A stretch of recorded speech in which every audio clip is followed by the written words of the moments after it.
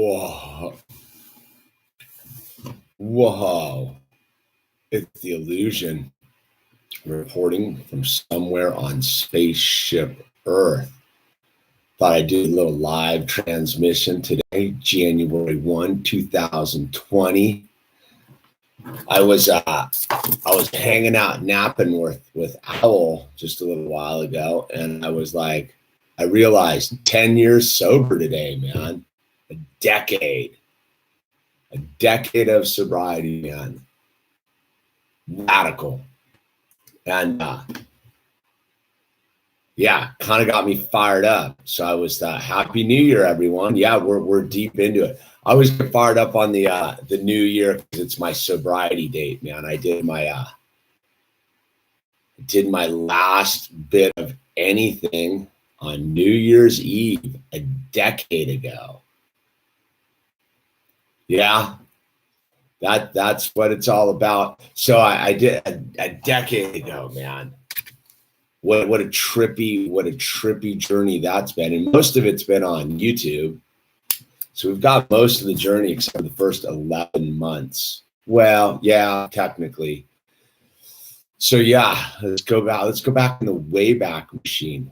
Where was I the night before a decade ago? So I wasn't drinking at that point. I pulled the sheets on myself August 18th of 2009, and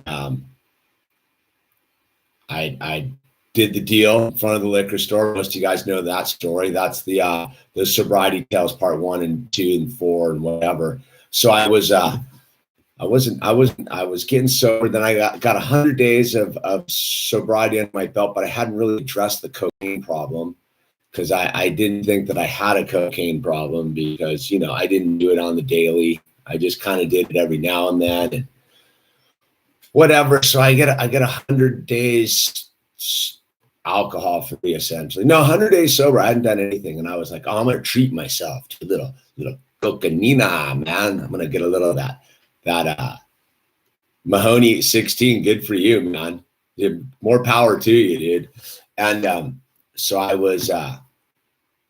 got a little blow that night, and I was like, oh boy. And then I rolled around for a bit on just doing the blow. And then one night I drank one more night. I drank one night, and then I went back. I jumped. I'd stayed in the program the whole time. I was doing the whole deal, and I stopped. I went back, and I stopped drinking again. So now I'm like in the program. I'm doing the program. I got commitments. I'm doing meetings. I'm doing the whole thing, but I still am not hip to cocaine is part of alcoholism, because most people think alcoholism has something to do with alcohol. It's got nothing to do with alcohol. It's got to do with a much broader canvas than alcohol. But it's a good place to start. So I was still doing my thing it was New Year's Eve, and I was still living in I was living in a storage container locker at the time. I had this storage container locker I was hiding out at. I was doing my thing. And my buddy, this guy I was rolling with, was like, hey, my mom's having a huge party for company. She has a giant New Year's Eve party over her place. You want to valet park cars with me? And I'm like, sure, whatever. Yeah, I'll come in and make a couple bucks. And so I'm going to meet this dude to valet cars. And my other buddy, where there was like a little 3-pack of us, was like, hey, will you drop off this package of blow to our friend that you're working with that night? And I'm like, yeah, all right, sure. And so I get the blow, and I proceed to do most of it. And I go and I meet this dude to valet park cars at his mom's big party in Beverly Hills. And I get there, and it's so cold. It's like some fluke freezing cold New Year's Eve Los Angeles style. I mean, it is cold, like Midwest kind of cold. Like, I've been in some cold places. It was cold, dude. We're all bundled up in jackets. I'm not drinking. I'm not doing any alcohol at that point. I'd come to terms with my alcohol thing a little, for real. I understood that. And so I'm sitting there and I'm doing my blow. I'm sitting in the cold, and it's about 9 o'clock at night. Now, New Year's Eve, 9 o'clock at night. And I'm like, the cocaine just doesn't work anymore. I remember sitting there being like, I can't get high. Like, I'm not high. I can't get high. And I was like, I get it. And so that was the last night I ever put a substance in my body. I was pretty aware of what was going on, but I hadn't really correlated the concept of alcohol, weed, cocaine, because I bought into the whole, my mind had told me that alcoholism just has something to do with alcohol, but it really doesn't. So those of you who think it's got something to do with alcohol, well, you are soundly mistaken, man. It's a spiritual malady. It truly is a spiritual malady. And what you find out, which is you can abstain from drinking alcohol, you can abstain from drugs and dope and pills and whatever you want, man. But sobriety is a much deeper concept. And so the first thing I did coming out of that thing 10 years ago was just to remove my body's obsession with drugs and alcohol. So what most people don't understand is the first level of it is an allergy of the body. So if you're a drug addict or an alcoholic, you're allergic to these drugs. They do what it doesn't do to normal people.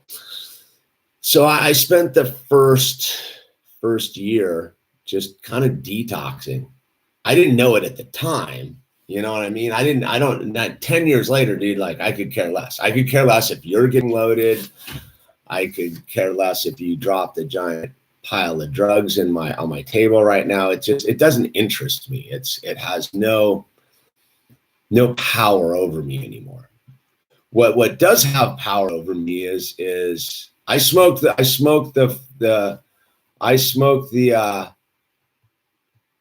cigarettes for the first couple years, I think. Yeah, and then I read The Easy Way by Alan Carr. Alcohol is definitely a poison. So then I began the real journey in earnest. And I would say that so the first year was really like a detox. They say the scientists, the real thinkers, because I'll believe on a certain level about the people understanding human biology and whatnot, that it takes 1 year essentially for your body to detox from alcohol. Like, that's a pretty radical number, man, because essentially it takes 24 hours or 72 hours to get cocaine out of your system. Like cocaine goes in one nose and right out your body. It just dissipates. It's done. That's it. And, what's up, Bertie? You want to hang out in the chair back here? I'm doing a little live broadcast for a bit. Okay. Is that all right? Okay.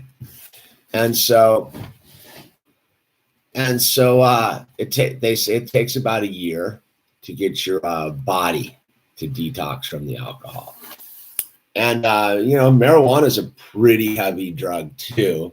If you really get into the biology of it or the biomechanics of it, it takes a really long time to get marijuana completely out of your system. And so the first year was really just a basic regrouping. And then what I would say to anyone out there trying to get through it is just try to tag that year. Go around the sun once. So I went around the sun one time. And let me tell you, going around the sun once was the most hectic journey ever.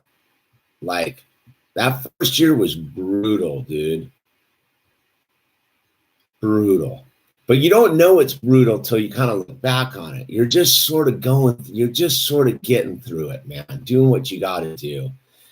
And look, I couldn't have maintained my sobriety that first year without a solid network of sober individuals, you know. And I'm a part of a 12-step program, and I don't have any problems with saying I'm not a joiner. I'm not a cult member. I know what works for me. Something to drink, Bird? What? Okay. He's all right. He just woke up from a nap. You want to just have a seat and hang out in the background? Yeah. And so, you're hungry? Can you wait a couple minutes? What can I get you real quick? What is it that I could get you real quick? Hey, what can I get you real quick? Because I'm in the middle of doing something. So you either got to tell me what you want, or just cool your horses for a bit. Yeah. All right. Post nap, dude. Brutal space to occupy. Owl, the heat's on, the whole thing. Just kick it for a minute, okay, buddy? Well, why don't you go in the living room? It's nice and toasty. Can we put the fire on for you? You want how about I give you one of Sissy's cookies? Would that hold you over for a minute? All right, just a second.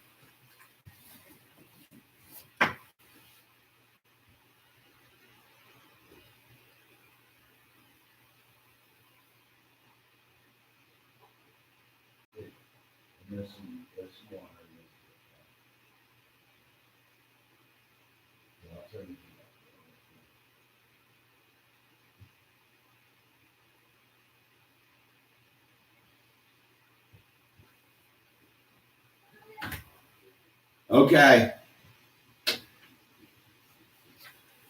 Well, that's what 10 years of sobriety will do for you, to make it not about me anymore, right? It's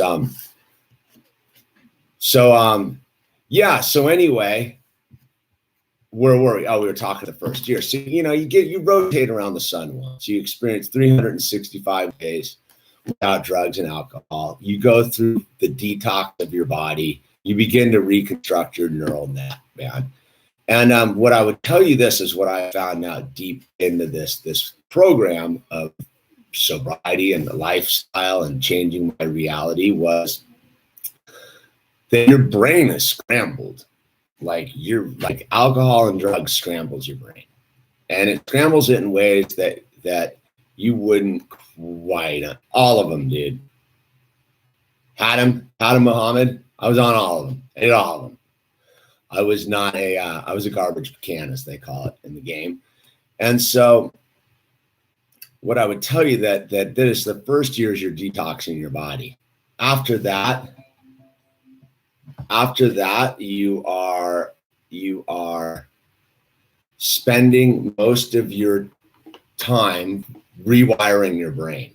Because what most people don't understand is you're seeing the world through a very skewed perspective when you're on drugs and alcohol. And the reason that you're seeing the world through this skewed perspective is because you're basically in disharmony with it. And the reason you're in disharmony with it is because, man, this journey down here without a spiritual center is very difficult. And so I'd always been looking for God my whole life. Like, I'd grown up in pretty much a, free form. There was no pressure one way or the other. It was kind of figure your own thing out. And so, just a second. And so it was this thing where, you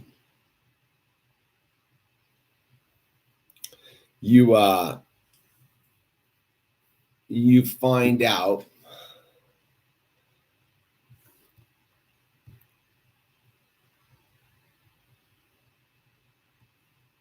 Yeah, sugar's one of the gnarlier drugs out there. I will fully wholeheartedly concur with that.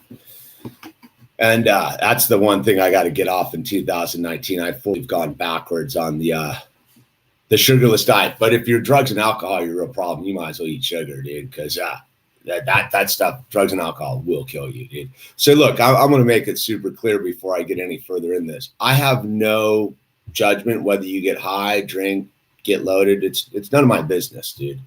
I'm just truly sharing my experience with it. And I like I said, I'm not a sober person who thinks other people need to be sober. Other people should be sober. What I will suggest is, if you want to maintain a pretty clean and clear contact with God, it's highly recommended. Because what I found through this journey is it's all about God. It's all about making conscious contact with God. And anything that gets in the way with that is probably worthwhile being discarded. And the interesting thing with what sobriety is finding this spiritual connectivity, right? It's a spiritual thing, and it's a spiritual malady. So you spend most of your time up until that, like ducking and weaving because you don't have God in your life. And then you get God in your life and things start to happen, man. And let me tell you, things start to happen. Lots of cool things. And don't chew with your mouth open, son. How's your nap? Too long. Too long. All right. And so you get into this thing where I gotta. Why is that off? Because I'm hot. He's trying to find the space to do these is a toughie. So Al, I need you to fully just let me do my thing for a bit, okay? Is that cool? This will be back. Yeah, or whatever. This will be back. Okay, you want a couple books? I'm about to get. Let me finish my cookie. Okay, I'm about to get fired up on this thing. Swayze, right on, but please no yelling. So I guess what I'm sharing my data point is this, right? Is you go on this journey, and in the beginning, like you want your body, your mind, your ego wants to substitute things for what drugs and alcohol, which once did, which was basically be in a state of disharmony and godlessness, man. And so you get into this thing where I always like what did you do? It doesn't matter, dude. Mind altering substances. Like, I'll just say it doesn't matter. Like you can split hairs on it all day long, dude. But at the end of the day, it doesn't matter whatever it is. Alcohol, porn. Porn has destroyed more lives than anyone even tallies up, dude. So you get into this thing of like, but I'm strictly talking about drugs and that kind of stuff and alcohol. Alcohol is the brutal. But I guess we live in a new time where people are spun out on God knows what. I don't know anymore. I'm a decade away from it. So you get into this thing as I'm going to do this for my own. Yeah, porn is the silent killer, dude. And so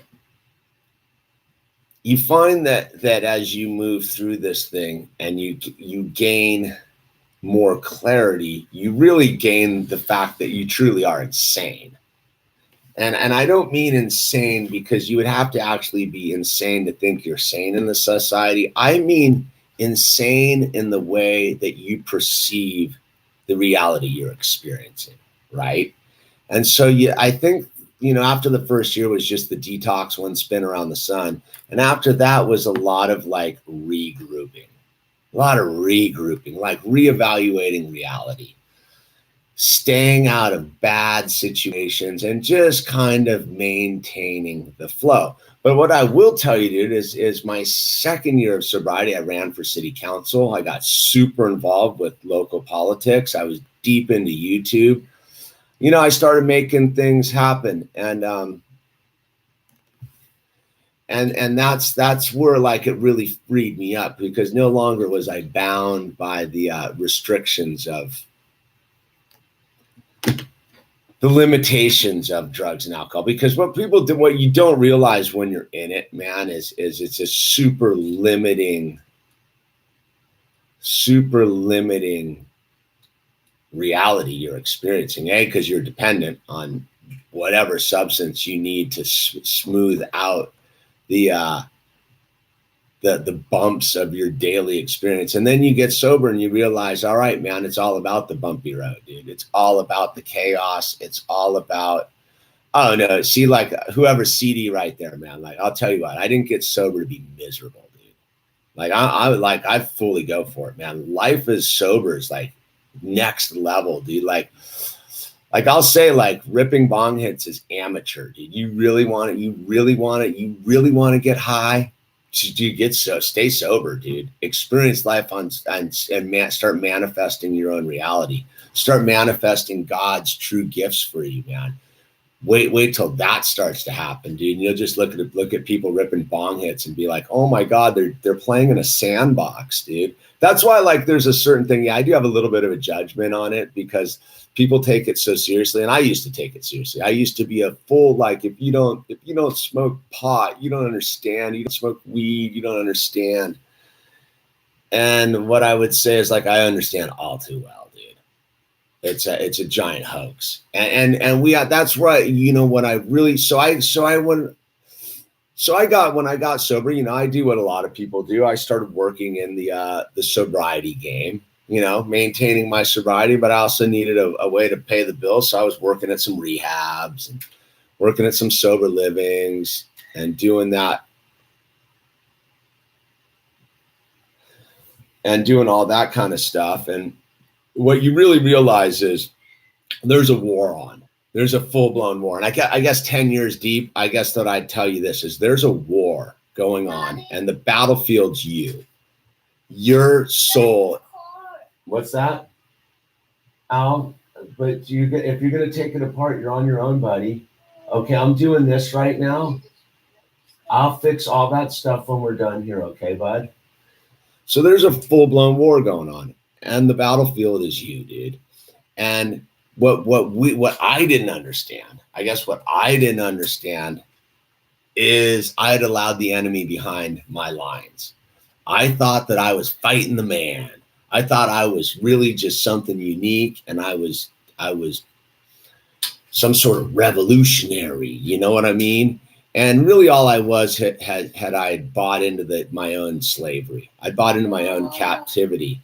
Owl, I'm going to ask you one more time, and if you don't want to play along, I'm going to take all the Legos away if you don't stop making yourself frustrated.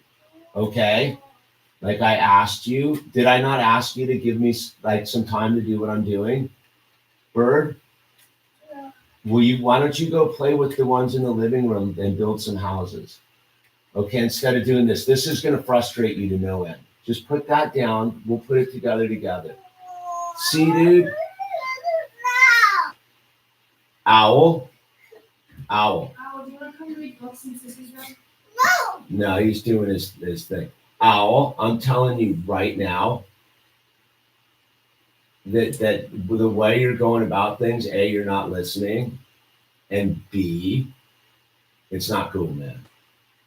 So if you want to be frustrated when you get out of your nap and play with the most complicated Lego car you have, and start tearing it apart and not know how to put it back together, like, you're going to be bummed, man. So why don't you stop and I will help you, Bertie? Yeah? No? Okay, then I don't want to hear you crying. Yeah. Well, because Al, that's what I'm trying to tell you is stop. Stop. Here, let me help you, dude. Let me just help you. Let's just put this away for a minute, okay? Ow, I don't know why you're ripping it apart if it's going to give you this much trouble, dude. All I'm asking you is just like, ow, what? Okay. then I don't expect me to participate in your meltdown. All right, Owl. I'm going to ask you to leave the room if you. If,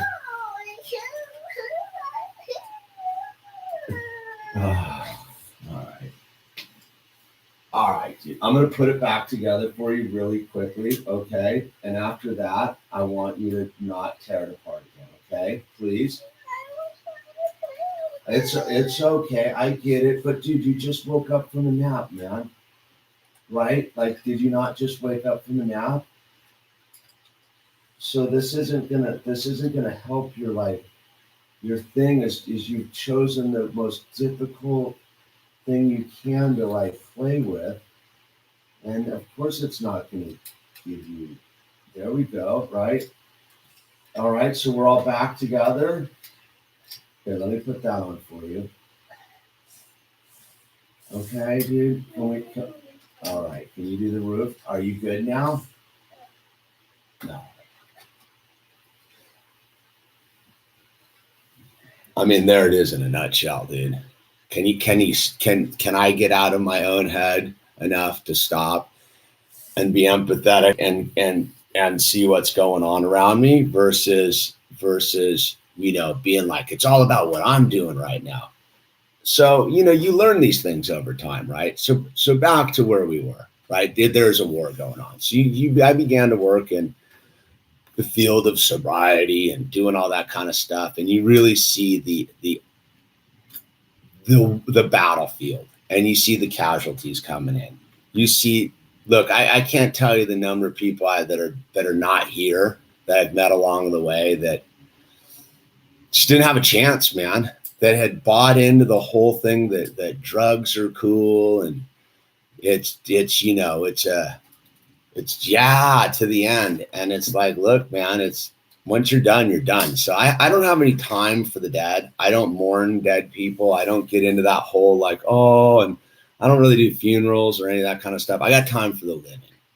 So, if you want to live, I'm down to help. But if you don't, then you're playing right into the man's hand or the devil's hand or whatever it is. And I spent a lot of time thinking about this kind of stuff.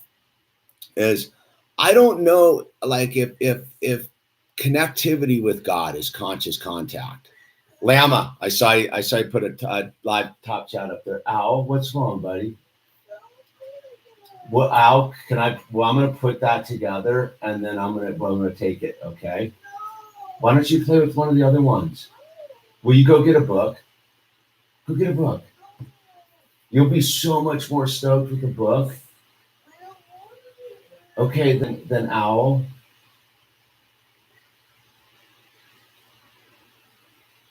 Okay. Enough. All right, I'm doing this one last time. And then if you don't stop, it's consequence time. Okay? Because like I'm rolling with you on this for a minute. But if you're gonna keep going down this path, then I'm gonna have to like break out the big guns. Okay? So I'm gonna put this away for now. Can you stop tearing it apart? Promise? Knuckles up. Boom. All right. So it gets to. So you think about it, right? If connectivity with God is about making conscious contact, but right? Like so I know that one day I was sitting on top of a mountain and I asked God for help. I was like, God, you got to help me. And I didn't ask it on any conditions. I said, God, you got to help me. I was in despair. I was bummed. I was 39 years old. I was about to turn 40. I was miserable. And God sent his two messengers down in front of the liquor store and this journey begins, right?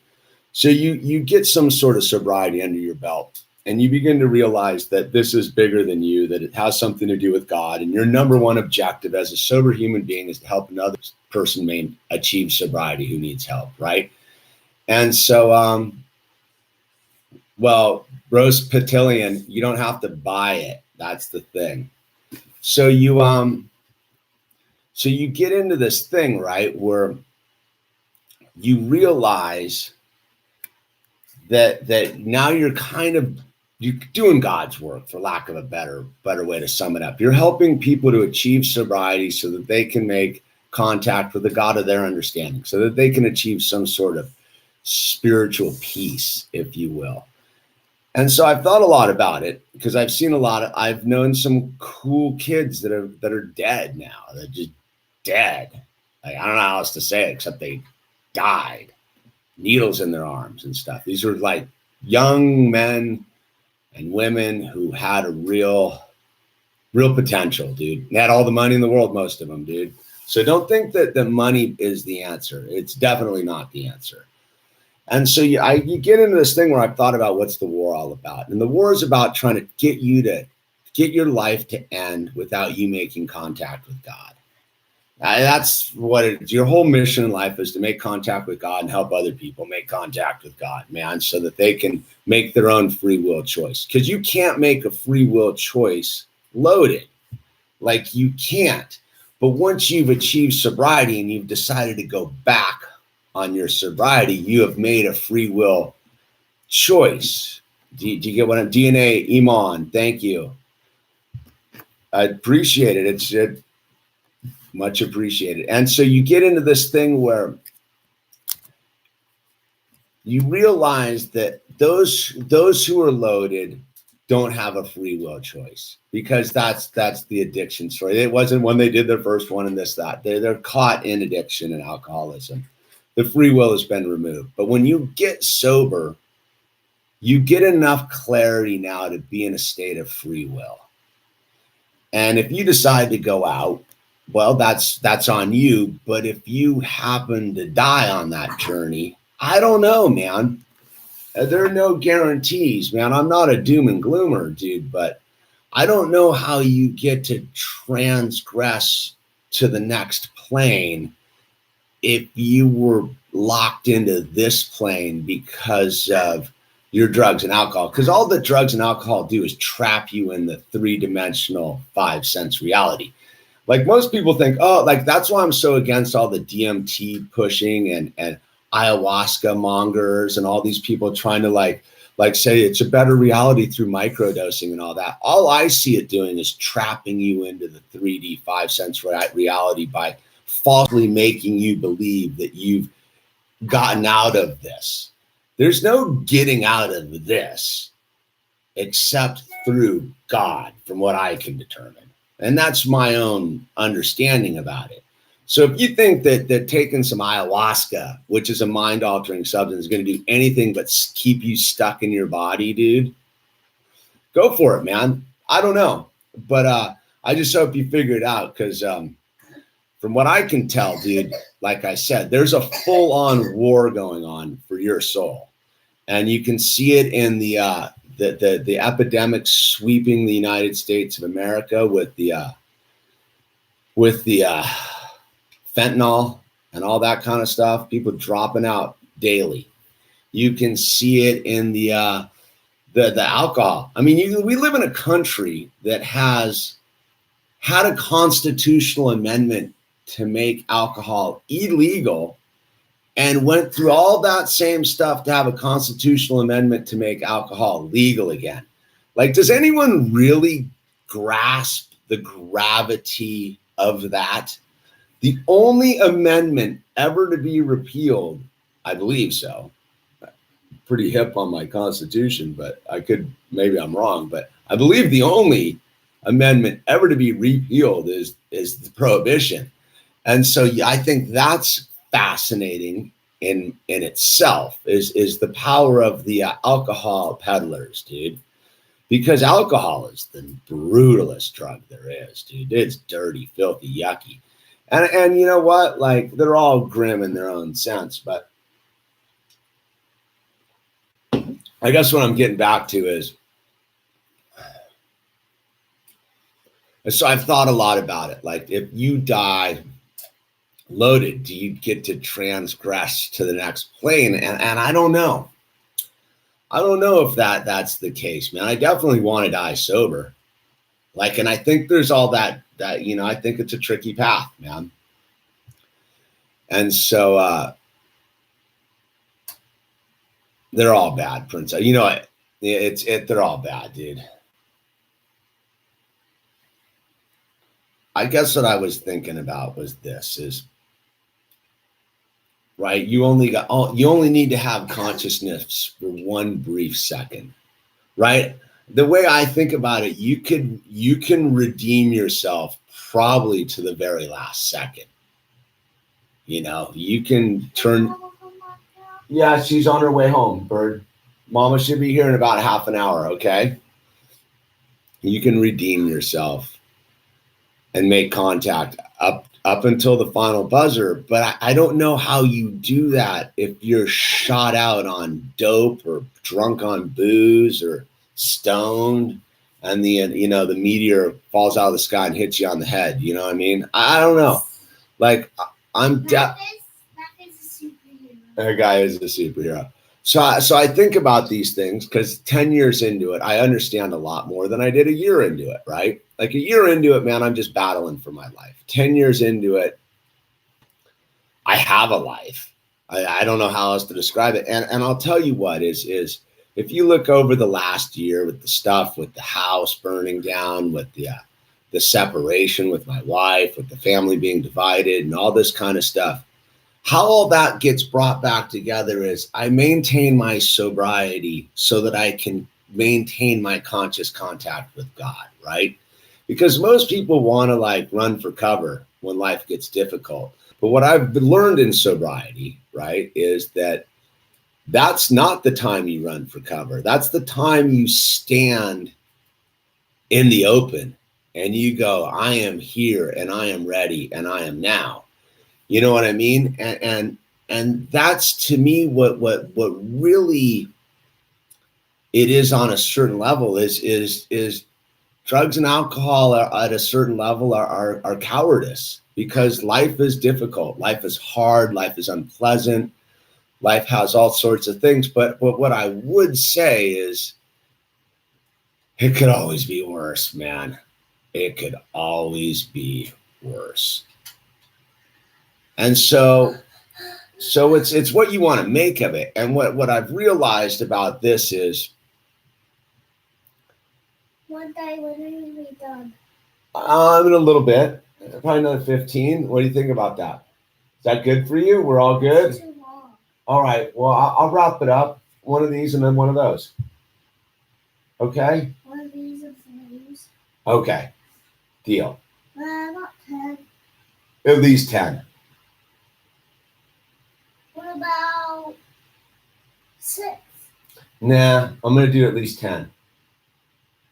All right. That's too much. Why don't you go read one? Should you do? What about 7 minutes? So how about you give me 9? Okay.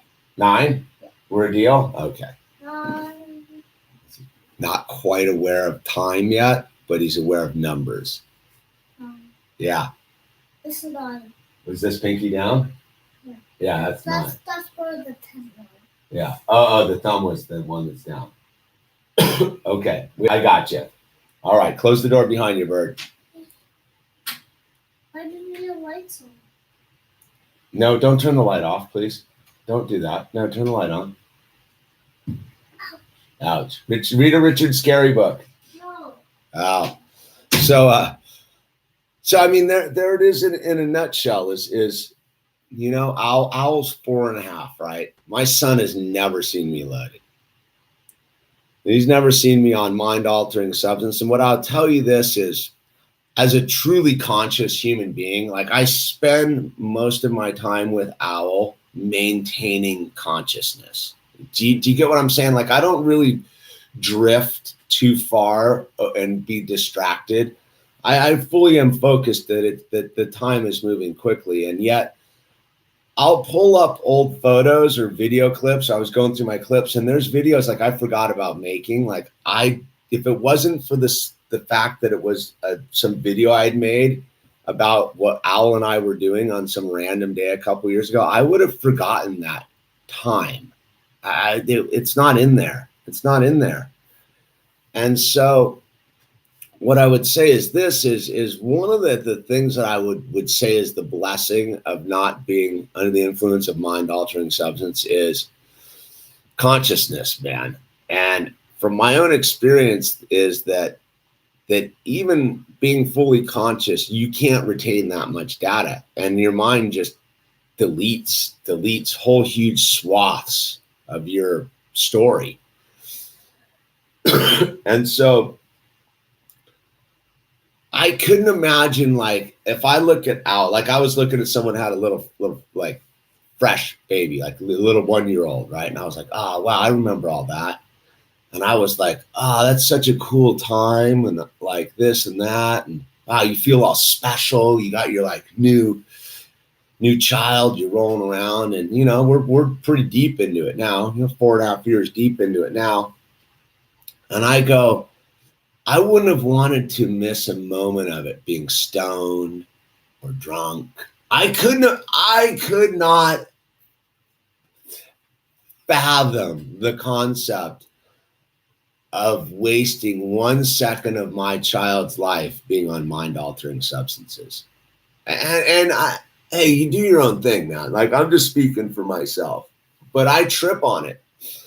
Because if I had Owl early on in my life, if I had a child early on in my life, I would have missed it. It would have been like almost pointless as a certain thing. So that was one of the blessings over the last 10 years is I've gotten to have a child, a family. I've gotten to almost lose a marriage. I've gotten to regain a marriage. I've been on a journey, and I've been stone cold sober the entire time, man. I blew out my back. How crazy was the whole back thing?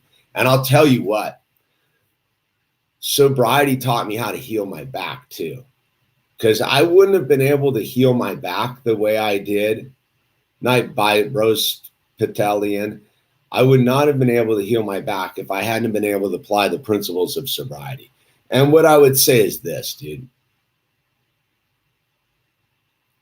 You can knock it. You can knock 12-step programs all you want.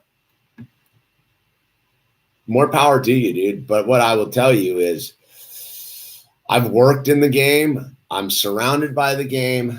I live in the world, and it's pretty much the only shot you got. Like, I know some people have gone cold turkey and never turned their back, and good for them. But I don't know how you maintain long-term sobriety without plugging yourself in, because the reason you plug yourself into these 12 steps program isn't for you. It's for the newcomer. Because I wouldn't have been able to get sober if it hadn't been from David and Joe in front of the liquor store on August 18th, 2009.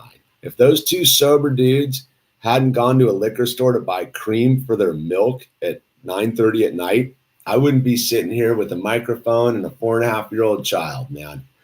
No, sir. And so that's why I go, and I'm 100%. I'm not 100%. I'm very active in the concept of recovery, dude. And what it is you can judge it on the outside. And look, I'm in it, and I don't particularly like the scene. I'm not a scene AA'er. I'm trying not to mention it. I'm not a scene guy, but I do go do it to be present, to be of service, to occupy a chair, and be an example for somebody who may need me to be their example. Because it really has, like I said, and I'm just kind of going back full circle on this whole thing, is it's got nothing to do with drugs and alcohol.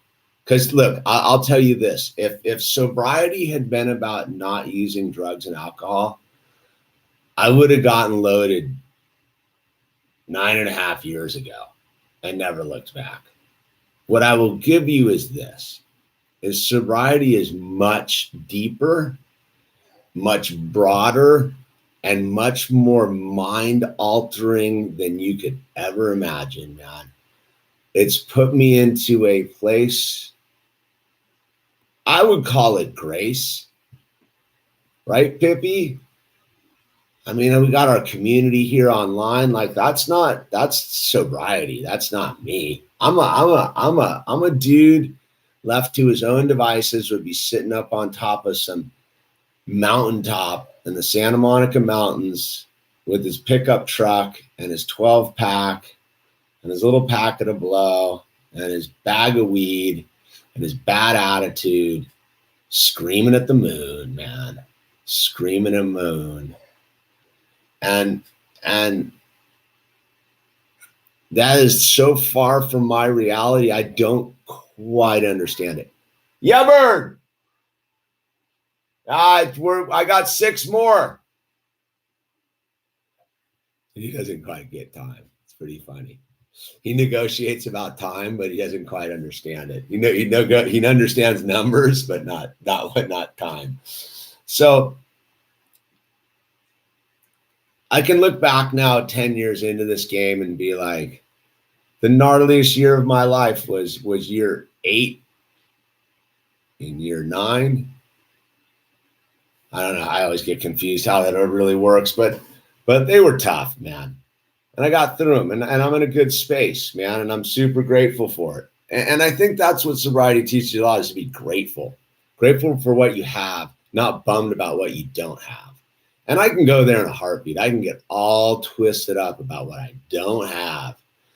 But, you know, I think that's why, like, in my sobriety, it all burned down too, dude. Like, I think I truly do appreciate my daughter, my son, my cat, my lizard, my wife, my car, my surfboard, this microphone, my community online, Marie, you know, Scoville, Lily, Pippi, Sir Fred. And to me, that's what it's all about. Because, like, I think when I was loaded, part of the reason I was loaded was I didn't know how to appreciate it. I didn't know how to be grateful for it. I didn't know what gratitude was. And I was bummed. I was bummed I didn't have this basic understanding of reality. And what I would also say, and why I never try to say that anyone's doing anything wrong by being loaded or doing what they're doing loaded, is because if you had told me 10 years and 9 months ago what life would look like a decade later, I wouldn't have understood a word you were saying. So why? And if you would come at me and been like, you're an idiot. You need to get sober, bro. You're blowing it, man. I would have socked you in the face. I wouldn't have listened anyhow. So my thing is what I would tell anyone out there who is struggling, who is in the midst of maybe coming to the realization that the path they're on is not the one they want to be on, and that there is a new path, that there is a beautiful path for you. Yes, Bird. Almost. That there is a whole new life waiting for you. That there is second chances, that you do. If you had told me at 39 years of age that you would turn 50 sober with a 4.5-year-old child, a wife, and all of it, I wouldn't have gotten it. I just would have been mind blown. And I'll tell you what, I used to think my 20s were rad, were so gnarly. I'll tell you what, my 40s, best time of my life.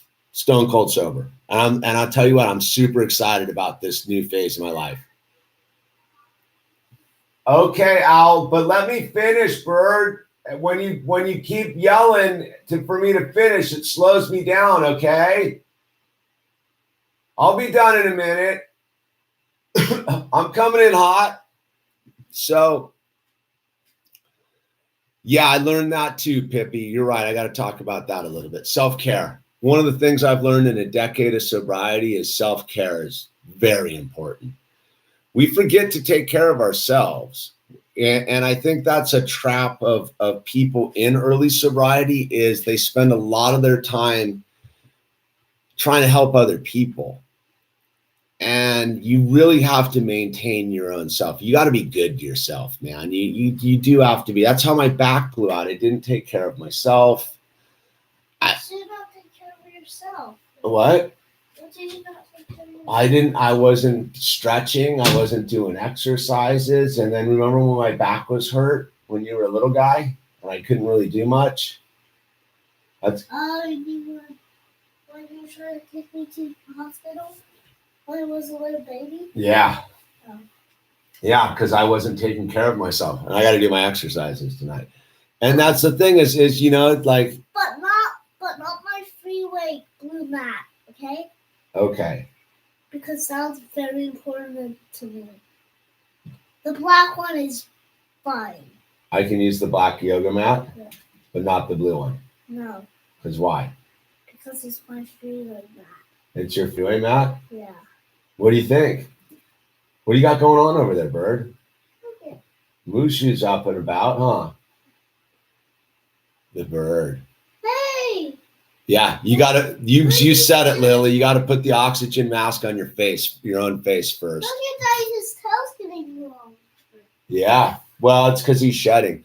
But it's also this thing is it's not just baseline. It's just you got to learn to you got to like. I think that was the thing that I learned too over the years is you got to like love yourself again, and all your pitfalls. I think that's one of the main components of getting sober is learning to love yourself. And loving yourself is realizing that you got to love the bad part of yourself. You got to love all the. Daddy Mushu wants to get out. Yeah, but he's shedding right now, so we don't want to like. That's bad for them. I think I'll feed him some worms in a minute. How about that? Okay. Is we forget that we are whole. We are whole. We're not broken. We're whole. But we think we're broken because we've been told that like what is wrong with us is a problem. No, that's the problem is that the fact that we haven't accepted ourselves for who we really are. It's okay to be broken. It is okay to have bad thoughts and bad ideas and do dumb things, man. It's what you do with that data when you have a chance to realize the truth. And I'd say this is it took a lot of sobriety to come to terms with who I am. I don't think I truly got around the bend with my sobriety till I made that video where I came clean about my depression. Like that was one of those secrets. You're only as sick as your secrets, right? I didn't want to admit that I suffered from depression. That took me almost 8.5 years of sobriety to finally be like, dude, I got a problem, dude. I got another problem. But that problem, now that I've truly accepted it, isn't a problem anymore. It's just another component of my life that I'm able to deal with because I'm not running from it anymore. I'm going to go surfing first thing in the morning. You're hanging out with Sissy tomorrow. No. I said after when you're done surfing, you can actually go and have a bike ride. You got it. I would love that. Would you be fired up on that? Yeah, we can go for a little walk and ride our bikes. That sounds like fun. It sounds like a lot of fun. Yeah. And we can find some cool cars that I like. Yeah. Yeah. And what else? And you can actually look at the flags that will come back, maybe. Mm-hmm. One of those American flags will come back. On 9/11. That's when they'll all be back down. Well, there's like the and tomorrow's 9/11? No, it's 9 months from now. It'll be after your birthday. Yeah. And so, I think it took me a long time to realize that like I'm okay. And that's why I would say is to anyone who's new in sobriety or just getting sober is you can stick around, man. Stick around because you got a lot to learn and you realize that once what? Okay, I'm almost there. I'm almost there. Okay, I know, but we got sidetracked with the bike riding. So you owe me 2 minutes. Fair? Yeah. Daddy, we are going to put this stuff in the wash right here. Okay, we're getting the Lego table set up. Is this on the final note? Look at the trucks there, right there. Yeah, go ahead. I just will place them on there. Okay. And You gonna clean everything up? Yeah. All right. I like your style. Play with these cars and those stuff. Okay, you got it. I can make some Star Wars traffic and car traffic. Thanks, Marie. I like the GIF right there. So it's this thing is I think you have to again is maintain your clean body, to rewire your mind long enough to realize that you're okay. And then when you realize you're okay, you can love yourself. And it's this thing where like you got to let others love you for a while, and you got to let God love you. God's never not loved you. I think that was one of the big things that I learned in this journey too, is God's always been sitting there just loving on me. Just send, and I'm always the monkey wrench. I am always the one making my life difficult. It's not other people. It's not other people. It's me. It's me and how I deal with myself that makes my world difficult. That's the thing also you learn in sobriety too, is there's no one else to blame but yourself, dude. It's not God. It's not the man. It's not the cops. It's not the government. It's you and what you're doing with yourself. You can walk around and be a victim all day long, and there's plenty of people, and you can conjure up a good story. So-and-so did this to me, and like when I blah, blah, blah, blah. But, I know a lot of people have been through pretty bad circumstances, especially in their childhood, and they've turned that lemon into lemonade, man. And 2000 you say lemonade? I said lemonade, yeah. And so that's the thing is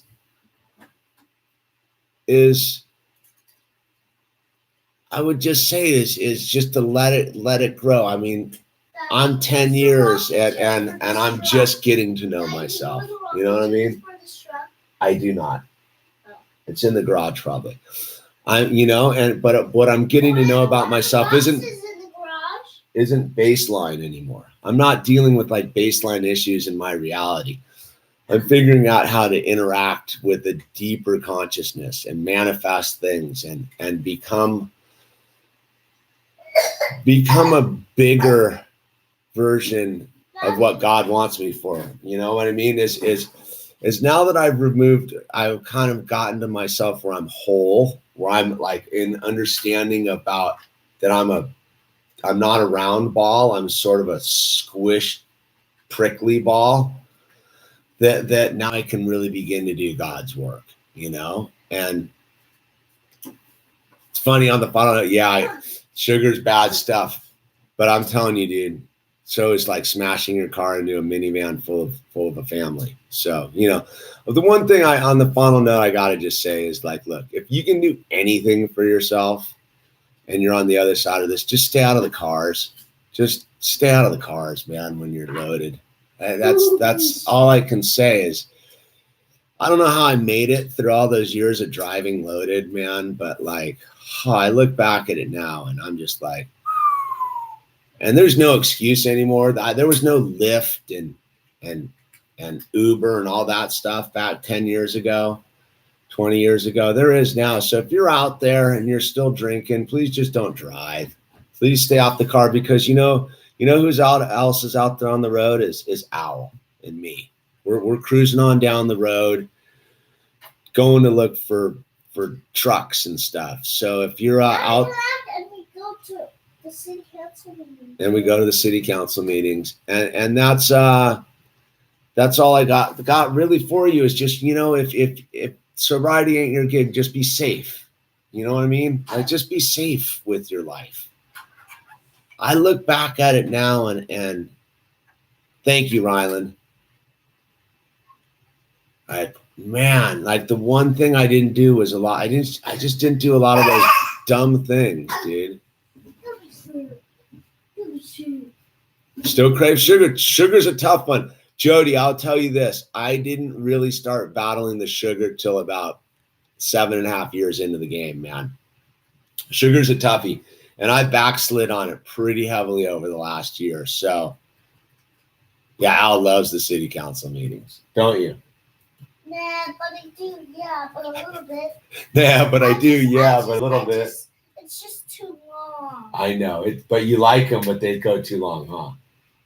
What? They go too long, huh? Yeah, but you enjoy them. But the girl that talks is the good girl. Well, you know, that's the thing with sugars. It's a tougher. It's in everything. To truly conquer the sugar drug is what's that? Oceans. Yep, you love those. Yeah.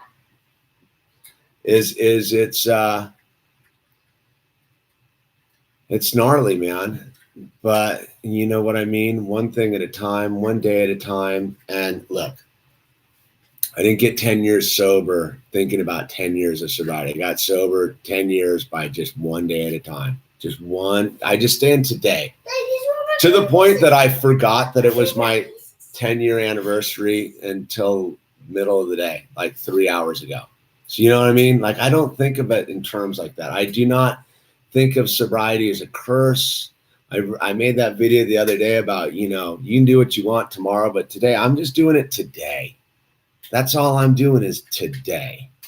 And that's all it is for me. There's no abstinence. There's no, I'm not gonna, there's none of that. It's just, I'm choosing through the power of God not to drink or use mind-altering substances for today so that I can be conscious for my son and my family. That's it.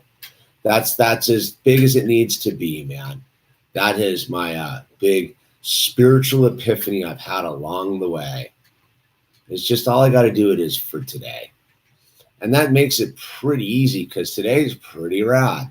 And I'll tell you what, and this is like a cliche thing on the wrap up here. I like it. The gravity calm. Just, yeah, you got it, dude. All right, we're going to wrap this up. Anyway, that's kind of what I just want to share and check in with you on. Daddy, I'm thirsty. I'm not thirsty, actually. You're not? Okay. But you can play with me. Thank you, Lily. Pippi. Broseph Stalin. Broseph Stalin, I like that. Fred Sir 20. Al's on it tonight. Yeah, he's good. He's fired up. It's the first time he's had a nap in like 2 months, dude. He stopped napping a while out. So I'm a Jordan Richter, dude. Proud to call you a friend too, Jordan. Yes, indeed. I'm getting my new skate set up today or tomorrow. I'm ready to start riding again. It's that wintertime, man. Everybody have a beautiful evening and take care of one another. And remember, use the name tags. And today's all we got, so let's use it to our maximum. All right, it's the Illusion Out, fired up on 2020. This is our year. All right. Good night, everyone.